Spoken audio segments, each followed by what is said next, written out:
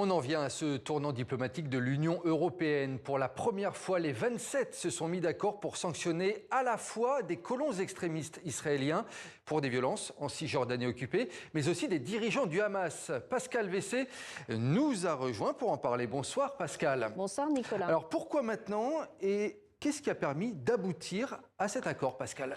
Ça faisait des mois que ce dossier était bloqué. Jusqu'à présent, c'est Viktor Orban qui dirigeait la Hongrie et qui mettait son veto systématiquement en sanction contre les colons extrémistes israéliens en raison de sa proximité avec Benyamin Netanyahou. Mais depuis le 9 mai, les choses ont changé. C'est Peter Magyar qui est aux commandes à Budapest. L'un de ses tout premiers actes a été de lever ce veto, débloquant ainsi un accord qui patientait depuis longtemps. Son arrivée a eu des effets concrets et immédiats sur la politique étrangère européenne. Alors concrètement, Pascal, que prévoient ces sanctions ? Elle prévoit deux volets. D'un côté, contre 7 colons extrémistes ou leur organisation, auteurs de violences contre des Palestiniens en Cisjordanie occupée. Leur identité sera officiellement dévoilée dans plusieurs semaines, mais selon le quotidien Haaretz, Amana y figure notamment. C'est la plus importante entreprise de construction de colonies en Cisjordanie.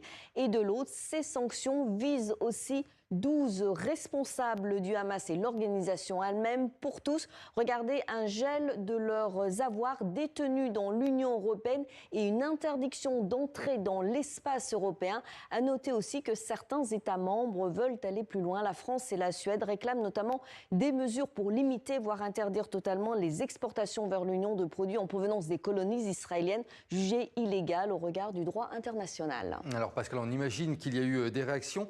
Israël a répondu notamment. Oui, et très vivement, Benyamin Netanyahou dénonce la faillite morale de l'UE en établissant ce qu'il appelle un faux parallélisme entre les citoyens israéliens et les terroristes du Hamas. Son ministre des Affaires étrangères et figure de l'extrême droite, Gideon Sa'ar, juge ces sanctions sans aucun fondement, promettant qu'Israël continuera à défendre le droit des Juifs à s'installer en Cisjordanie. Et le ministre de la Sécurité intérieure, Itamar Ben-Gvir, est allé encore plus loin, qualifiant l'UE, je cite, d'union antisémite. Enfin, point important, tout cela reste à ce stade un accord politique. Une décision officielle des 27 doit encore être prise pour que ces sanctions entrent en vigueur. Le décryptage de Pascal Vessé. Merci beaucoup, Pascal.